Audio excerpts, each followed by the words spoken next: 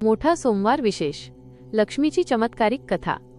नमस्कार मित्रांनो, तुमचं पुनश एकदा स्वागत आहे माझ्या यूट्यूब चॅनलवर श्री स्वामी समर्थ 1901। आज मोठा सोमवार आहे। आजच ही लक्ष्मीची कथा ऐकलीस तर वजा चमत्कार नक्की दिसेल। तुला हवी असलेली गोड बातमी दारात उभी राहील। आणि हो, तुझ्या पाठी तुझं वाईट करणारे, तुझ्या यशावर डोळा ठेवणारे आज हळूहळू नाहीसे होऊ लागतील। आजच्या रात्री गरिबी कायमची निघून जाईल।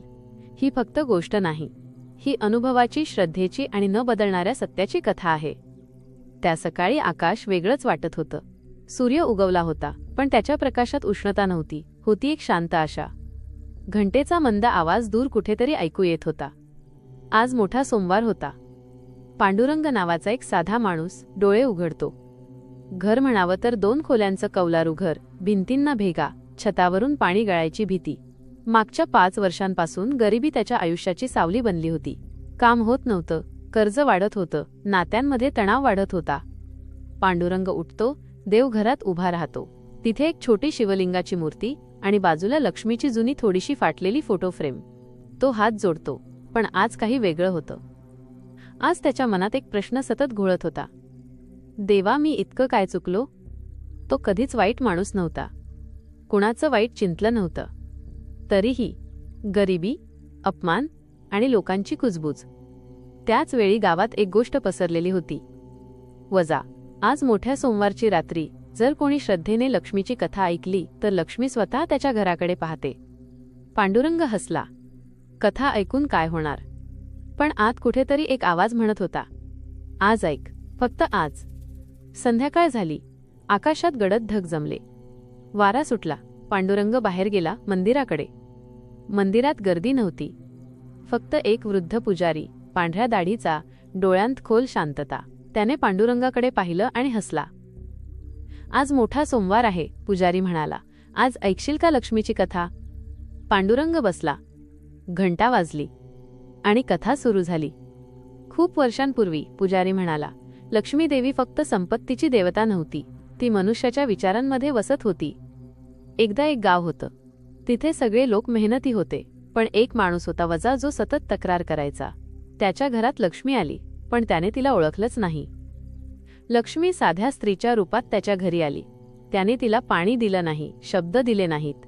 तो फक्त म्हणाला, वजा, नशीब खराब आहे। लक्ष्मी शांतपणे निघून गेली आणि त्या क्षणापासून त्याचं घर फक्त घर राहिलं। आशा निघून गेली। पुजारी थांबला। पांडुरंगाचं हृदय धडधडायला लागलं। पण पुजारी म्हणाला, एक दुसरा माणूस होता, गरीब पण कृतज्ञ। त्यानं आलेल्या प्रत्येक क्षणाचं स्वागत केलं। लक्ष्मी त्याच्या घरात थांबली। कथा ऐकता ऐकता पांडुरंगाला स्वतःचं आयुष्य दिसू लागलं। तो सतत म्हणायचा, वजा, माझं नशीब खराब आहे, माझ्याबरोबरच असं का? तो देवघरात बसला, डोळ्यांत पाणी आलं। रात्री घरी परतला। आज त्याने पहिल्यांदाच जेवणापूर्वी हात जोडले, फक्त मागण्यासाठी नाही, तर धन्यवाद देण्यासाठी। रात्र गडद झाली, बाहेर वारा वाढला। अचानक वीज चमकली। त्या क्षणी घरात एक शांतता पसरली। पांडुरंगाला झोप लागली। स्वप्नात त्याला एक स्त्री दिसली, तेजस्वी, शांत, डोळ्यांत करुणा। ती म्हणाली, मी लक्ष्मी आहे, मी तुझ्या घरात कायमच होते, पण तू मला ओळखलंच नाहीस। पांडुरंग घाबरून उठला। माझी गरिबी? तो विचारतो। लक्ष्मी हसली। गरिबी बाहेर नाही, ती तुझ्या मनात होती। ती पुढे म्हणाली, आज मोठा सोमवार आहे, आज तुझा विचार बदललास, म्हणून आजची रात्र तुझं नशीब बदलेल। सकाळ झाली, पांडुरंग उठला। दरवाजावर टकटक। समोर एक माणूस उभा होता। तुझा जुना अर्ज आठवतोय? तो म्हणाला, काम मिळालंय। पांडुरंग अवाक झाला। दुसऱ्या दिवशी ज्या लोकांनी त्याचं वाईट चिंतलं होतं, त्यांच्या स्वतःच्या समस्या वाढायला लागल्या।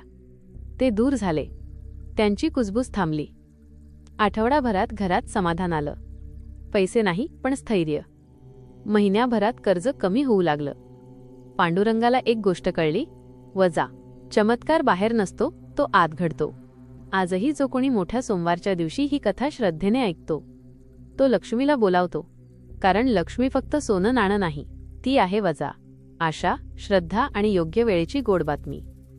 आजची रात्र फक्त रात्र नाही, ती एक दार आहे। जर तू ऐकलं असेल मनापासून, तर लक्ष्मी तुझ्या घराकडे पाहतीये. आणि हो गरिबी, ती आधीच निघून जायला सुरुवात केली आहे. ही कथा ऐकताना तुमच्या मनात जे भाव आले ते एक शब्दात कॉमेंट करा.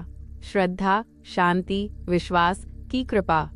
कॉमेंटमध्ये जय श्री स्वामी समर्थ लिहा. स्वामी तुमचं कल्याण करतील.